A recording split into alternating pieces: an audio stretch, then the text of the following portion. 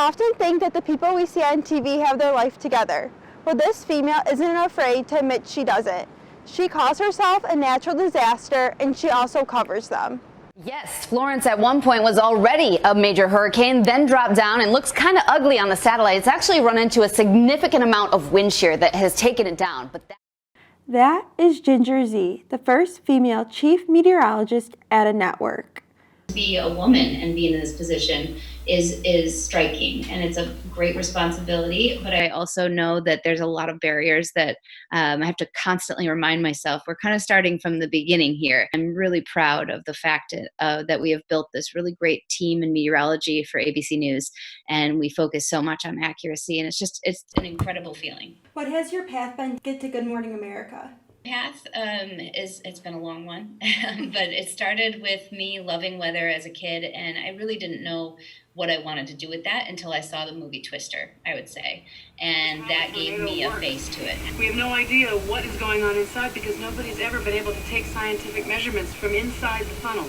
Helen Hunt's character, who's just this badass woman leading the charge as a scientist out in the field chasing tornadoes. I thought, that's what I'm going to do. So when I went to college, I chose a college that had storm chasing as a class, and we would go and chase storms and get college credit for it. So that was Valparaiso University. I had absolutely no intention of getting into television, and then one of my professors while I was there said, hey, why don't you check out an internship and just see? You know, it's one part of meteorology, because most meteorologists are not on TV and people don't know that.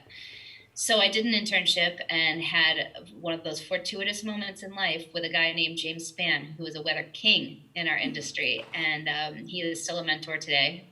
He changed my outlook on what communicating the science could look like. And I thought, now that is something I'd be interested in doing. It took a while. I went through 5 different TV stations. Well, thanks, Susie. Yes, a group of friends coming back from a birthday bash. We're walking here, south on California Avenue in Kalamazoo. 84 at Valpo, 86 at Gary, 83 at O'Hare. And you say, wait a minute, it felt like it was 90. Well, yeah, that's exactly what it felt like. Yeah, it's been a wild ride. I've been really grateful that I've had a lot of other projects and opportunities to bring in science and meteorology, and that's where I've really put all of my focus and energy on top of it. We're starting our morning here in Palau, going to Jellyfish Lake.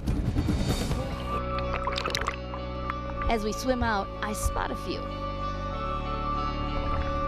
And then, boom, Jellyfish Nation.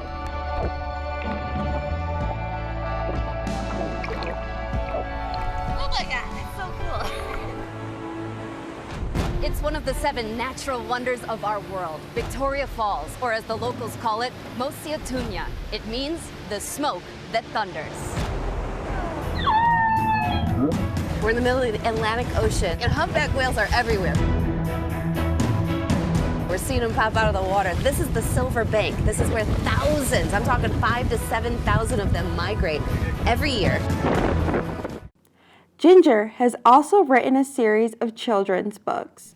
I have great aspirations of taking some of, maybe it's the books or maybe it's something else, and producing some sort of children's programming where science comes to your door and you can't help but watch it. That's a big part of why I loved science. As a kid, I watched a guy named Mr. Wizard, and then the next generation had someone called Bill Nye. Oh, yes. And I just feel like it's time for this generation to have a woman in science. I'd love to be her. If I've aged out, I'm happy to just produce her and be a part of it. But that's a dream that I have, because it means a lot to me to be able to give that inspiration or give something that can inspire kids, because the more scientists we have, the more we're going to know about science. How did Hurricane Katrina impact you? Katrina was the first big storm that I covered. So I had covered very few storms at that point in my career, and I was working at a station in Grand Rapids, Michigan that had about 20 other sister stations across the United States. And I was kind of extra at that time. And so as that storm approached, my news director and general manager said, you know, the station group needs somebody to go cover this storm. We don't know what it's going to be, but why don't you just go down there? No one knowing how bad necessarily the impact to humanity it would be. We knew how bad the storm was going to be forecast-wise. It was right on a Category 3, incredible storm surge. I was covering it from Gulfport, Mississippi, where 150 people died right on that first impact because of storm surge. And that storm will forever be my storm, I would call it, because it changed how I looked at weather. I always had, up until that point, been science first.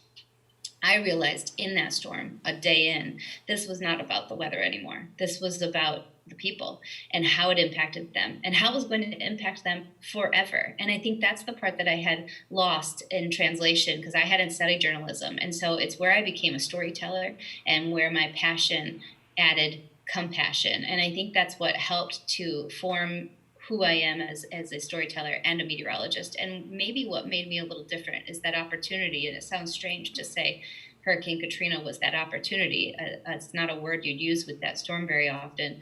But I do think that it changed the way we look at storms. And hopefully in society, we'll never see the same lack of response and the frightening, government and human toll that it took. And so I haven't seen it since. I've seen a lot of other storms since. But I think we are doing better because of it. You consider yourself a natural disaster? Yes. I would say Natural Disaster is the name of my book. It was the easiest title to ever write. It's called Natural Disaster. I cover them. I am one because that's me. I've always had such a great time and such ease in my career covering all these natural disasters, but in my personal life I really did not have the same ease. And so in my personal life I'm a natural disaster of a different type, and that's something that I wanted to share in my book and why I've gotten so big advocating not just to end a stigma of mental health, because I think we have already started to do that. It's about ending the stigma to hospitalization, to kind of never-ending therapy like I've been in. It's the action. And if you don't mind talking about 10 days before you started at GMA. 10 days before I started my job at ABC News, I checked myself into a mental health hospital at Columbia in New York. I knew that I was about to start this new job, and I also was, for the third time in my life, considering taking my life.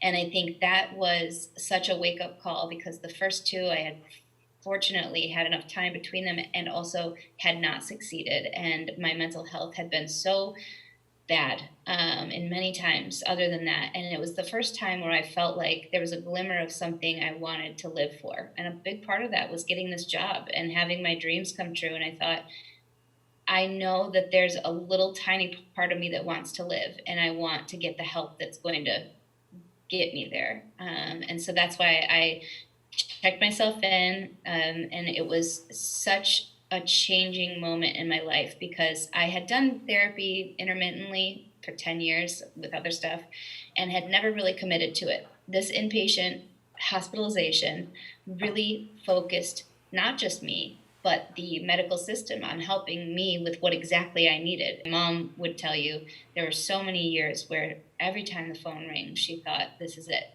Ginger's gone, especially if it was a boyfriend or a friend at the time, because it's like living in fear of someone not getting the help they needed. And so living this way, and this is something else I always tell people, there is so much joy and sunshine to be had out there. But I think you have to have the clouds. The clouds don't last forever. They can't, they won't. It's not how the atmosphere works, and it's not how life works. And I think remembering that is what keeps me going even now. So you have two little boys that are like all over your social media and so on. Yeah. And what do you hope they see when they look at you? Oh, wow. I want them to just see me as someone who is their support and their love and their protection and all of the things that a mother is supposed to be. I want them to know that they're my priority no matter what, but also that I want to have a contribution to the rest of society and a legacy that they can be proud of. So doing that in tandem and being able to do it together and provide for my family, it's all really important. And I think I want them to see that so that they're motivated, hopefully, in the future. What is your advice to someone starting out their career? Starting your career, I would immediately just make sure you love it. I mean, I think that's the thing, is I'm so fortunate through all of this. My career has been the thing that has come easily to me, that I have enjoyed. I keep growing, and I would say there's growing pains throughout, and just know that it's not going to be ever perfect. I mean, 4 days out of 7, I'm like, I'm not doing this anymore. People say that everywhere. Making those moments that are great count and having gratitude in that, I think that's the best part. Sometimes I wish I could go back and just enjoy my job in Flint a little more than I did, because I was running so hard for that next goal. I did not live in the moment whatsoever. So don't forget that. You can catch Ginger Z every weekday morning on Good Morning America.